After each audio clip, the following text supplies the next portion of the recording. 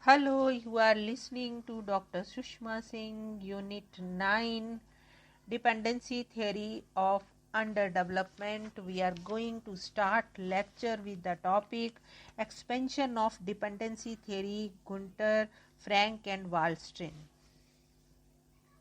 Gunter Frank expanded the original proposition of Babbage to a large political economy of trade. He was essentially a Marxist who viewed the gap between the rich and poor nations as origination from the political and economic power relations in a capitalist setup. Some of the earlier conceptions of dependency by Babbage, such as core periphery, were further expanded by the Gunder Frank and termed as satellite and metropolitan nations. While the earlier conception of dependency was oriented into a political economic analysis, it was primarily focusing on the economic relations. Gunter Frank and many others like Henrique Cardoso and Theotonio dos Santos extended their analysis into the realm of the social conditions, especially class structure and regional imbalances and internal colonialism. In this section, we will try and understand the writings of the Gunder Frank and Wallstein through, though many others have contributed to the general dependency and underdevelopment debate from third world perspective. Let us first discuss under Gunder Frank. Before we go to understand under Gunder Frank's basic ideas, let us look at the few biographical details of his life. Frank was born in Germany and was educated in Switzerland. When Adolf Hitler became the Chancellor of Germany, the Frank family migrated to United States of America in 1941. Frank earned his PhD in economics from University of Chicago. His thesis was on growth and perspective in Ukraine agriculture from 1928 to 1955. He taught in American University in 50s and 60s. In 1962, he moved to Latin America where he taught as a professor of economics and sociology at University of Chile. Here he was involved in government reforms under the leadership of the Salvador Allende.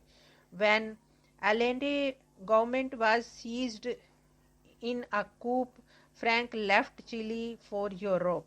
Frank taught and did research in many departments and disciplines: anthropology, geography, sociology, history, international relations, and history. He taught in many universities, 9 universities in North America, 3 in Latin America, and 5 in Europe. He gave countless lectures and seminars at dozens of universities and other institutions all around the world in English, French, Spanish, Portuguese, Italian, German, and Dutch. Frank wrote widely on the economic, social, and political history and contemporary development of the world system, the industrially developed countries, and especially of the Third World and Latin America. He produced over 1,000 publications in 30 languages. His later work focused on the analysis of crises in world economy and on global world history. Frank, to the beginning with, was critical of neoliberal approaches to development. The countries that did not develop according to this approach were lagging behind and were in their feudal state out of which they needed to emerge. Frank was against this idea and the idea of modernization and progress, which was an integral part of growth model of development.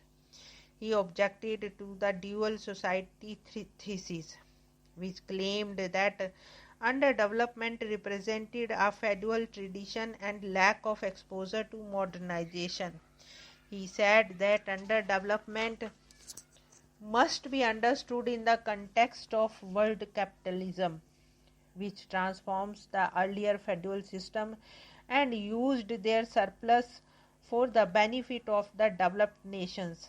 Underdevelopment in Frank's theory is not an original condition, nor does it result from the archaic institution surviving in isolated areas. Rather, it is generated by the same process which develops the center. In particular, underdevelopment in the periphery results from the loss of surplus, which is expropriate for the investment in the center. Andre Gunder Frank is quite clear on this point. Historically, research demonstrates that contemporary underdevelopment is in large part of the historical product of past and continuing economic and other relation between the satellite underdeveloped and now developed metropolitan countries. Furthermore, these relations are as essential part of the capitalist system on a world scale as a whole. According to the Marxian view, such as Frank's and the capitalist system had produced an international division of labor which is responsible for the underdevelopment of many areas of the world.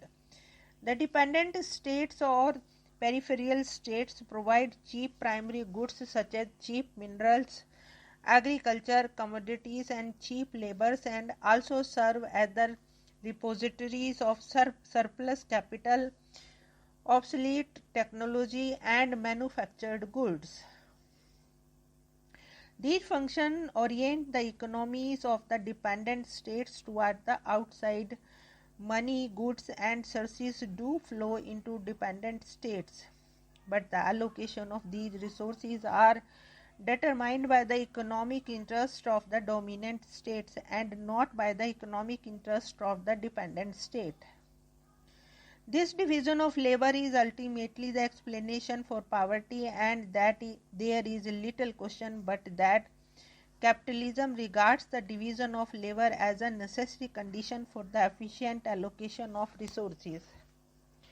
The most explicit manifestation of these characteristics is the doctrine of comparative advantage.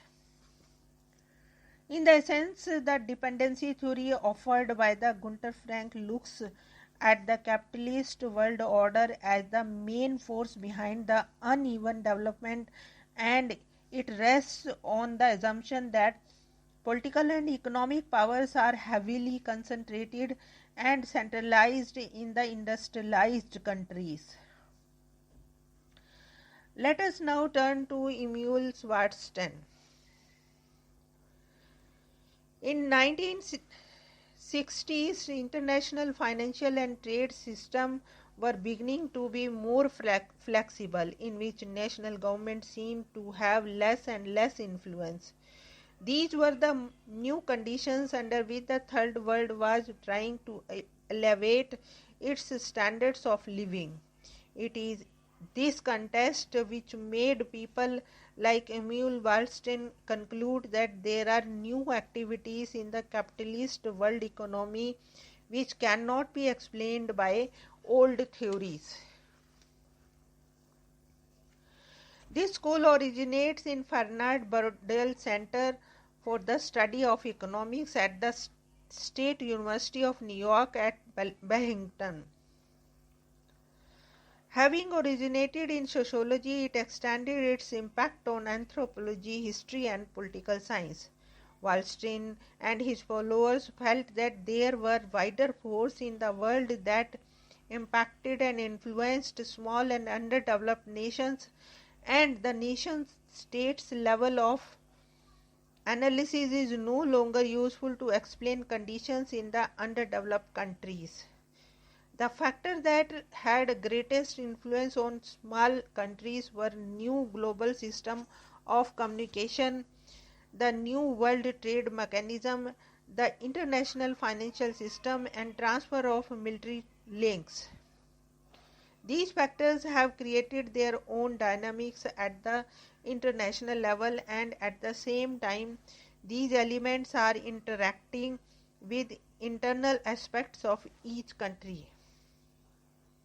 Though Emil Waston is critical of the dependency theory and does not entirely agree with it, he, like the others, was looking at economic disadvantages a country or a region faces as a part of a large global economy system. In Waston's 1987 publication World System Analysis, he proclaims that world system theory is a protest against the way in which social scientific inquiries is structured for all of us at its inception in the middle of the 19th century. He goes on to criticize the prevailing conception of dependency theory and argues that the world is much too complicated to be classified a biomodal system, a system with only cores and peripheries. It is in this light that one of the main tenets of world system theory appeared, the brief of the semi-periphery, which created a tri-modal system consisting of the core, semi-periphery and periphery. Here we want to close this lecture. Thanks for listening.